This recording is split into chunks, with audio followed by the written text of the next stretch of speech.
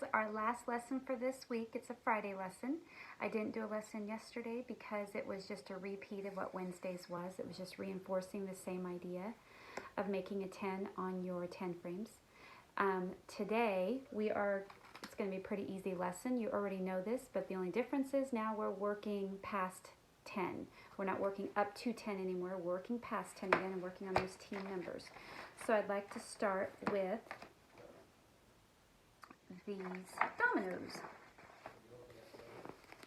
So I just want to focus on this one. Now we should be looking at these dots now and being able to look at the dots without counting them.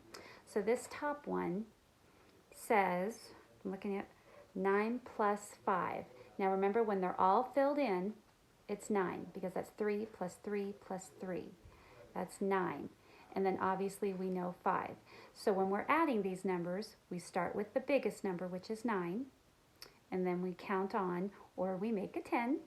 9, if you take one more to make 10, you've taken 1 from here, which leaves how many? 4. 10 plus 4 is 14. So that's what we did yesterday, and that's what you can practice today. But the focus of today's lesson is the commutative property, which means, again, the turnaround facts. So here it says 9 plus 5 equals 14. If I flip it, it says 5 plus 9 equals 14. It's the same thing. 9 plus 5, 5 plus 9. Now let's practice this one. This is very interesting. Okay, this one to me says 3 plus, oh, they're all filled in. That must mean it's 9. 3 plus 9, so we start with 9 and we add 3 more.